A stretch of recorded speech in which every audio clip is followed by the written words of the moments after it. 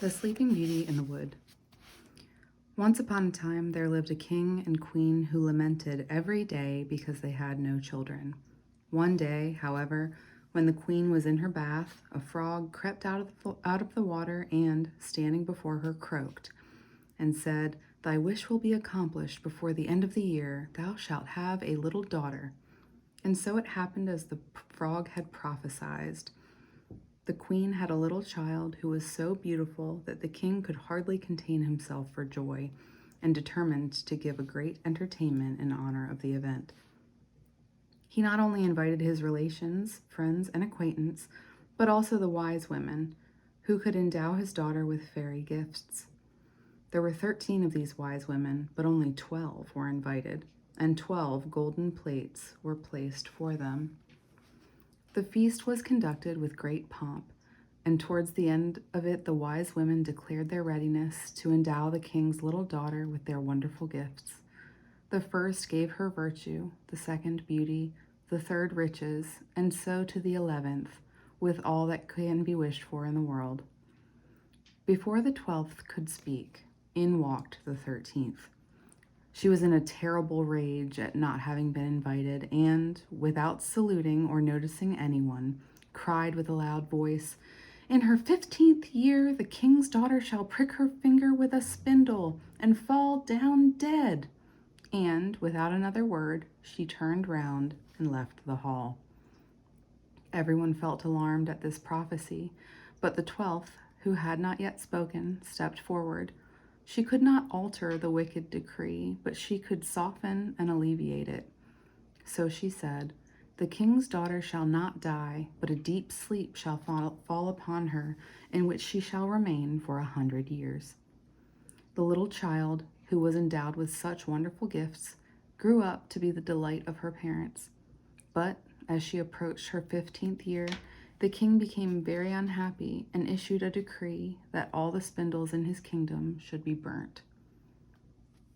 In every other respect, the prophecies of the good fairies were fulfilled, for the young princess was so beautiful, so amiable, and so clever that those who saw her could not help loving her.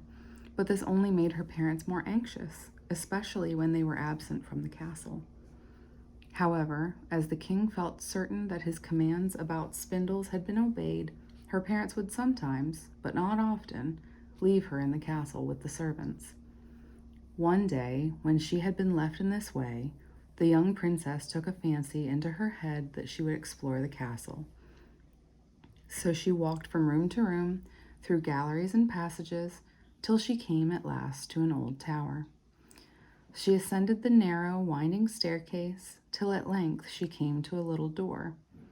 In the lock was stuck a rusty key, and as she turned it, the door sprang open, and there, in a small room, sat an old woman spinning flax. "Good morning, old lady," said the princess. "What are you doing?" "I am spinning," she replied, nodding her head. "And what is this funny thing that jumps about so?" the princess asked, at the same time taking the spindle in her hand and trying to spin. Scarcely had she given the wheel one turn when the bad fairy's prophecy was fulfilled. The point of the spindle stuck into her finger. At the same moment, the king's daughter fell back on a bed which stood near, while a deep sleep came upon her, and not only on the princess, but on the whole of the inhabitants of the castle, the king and queen, who had returned and were in the state chamber, and all their household with them. This deep sleep fell also on the horses in the stable, the dogs in the outer court, the pigeons on the roof, the flies on the wall, yes, and even the fire that flickered on the hearth became still and slept. The meat roasting before the fire stayed its frizzing. The cook in the kitchen, who was just going to box the ears of the scullion, let his hand drop and sank to sleep. Outside, the wind lay calmly at rest, and upon the trees which surrounded the castle not a leaf stirred. In a few hours, there sprung up around the castle a hedge of thorns, which year after year grew higher and higher, till at last nothing could be seen of the castle above it, not even the roof, nor the flag on the tower. And so the years went by, and a report spread over the country of the Sleeping Beauty, as the king's daughter was called.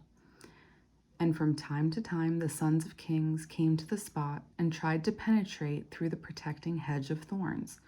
But many found it impossible and gave up the attempt.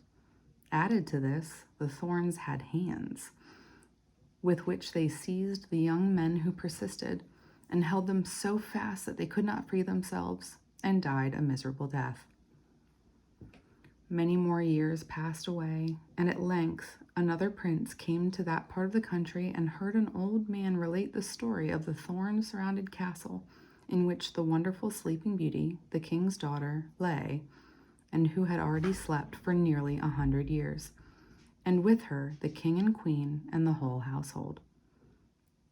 The prince, when he heard his grandfather talk of the fate of former princes who had tried to force their way through the hedge of thorns, and how they were caught by the bushes and died a miserable death, would say, "It matters not to me. I have no fear.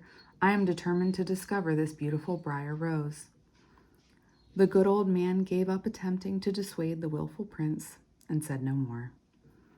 Just at this time, the 100 years had nearly come to a close, and the day at last arrived for Briar Rose to be awakened from her long sleep. On this very day, the prince started on his enterprise, and on reaching the hedge of thorns, what was his surprise to find it covered with large, delicately beautiful flowers, which separated from each other to allow him to pass, and closed again behind him like a wall. And so, without difficulty, he reached the court of the castle. Here he saw a dappled gray horse and a staghound sleeping together. On the roof sat the pigeons with their heads tucked under their wings. He found the same silence in the castle. The cook, the kitchen maid, and even the flies on the wall still slept. And in the saloon he found the king and queen sleeping on their thrones, surrounded by the courtiers and all the household, all slumbering peacefully. So deep was the stillness that he could hear his own breathing. However, he wandered on from room to room till he reached the tower where the beautiful princess lay asleep. He stood for a while, transfixed with surprise at the beauty of the sleeping maiden, which the 100 years had not injured or even changed.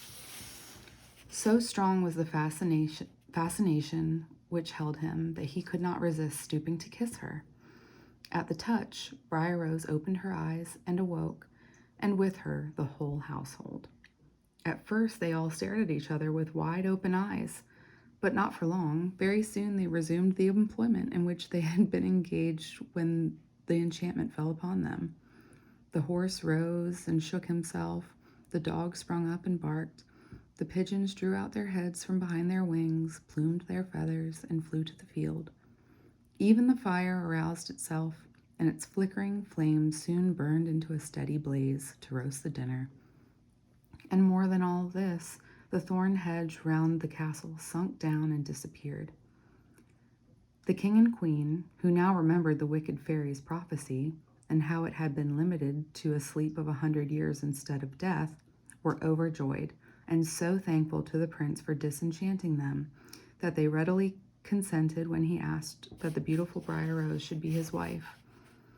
But when those around came to visit the restored and awakened household, they were much amused and surprised at the strange dresses worn by the awakened sleepers.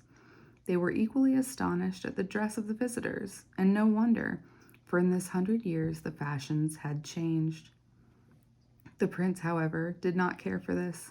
He loved the princess for herself and not for her dress, and the marriage was celebrated in a very short time with great splendor.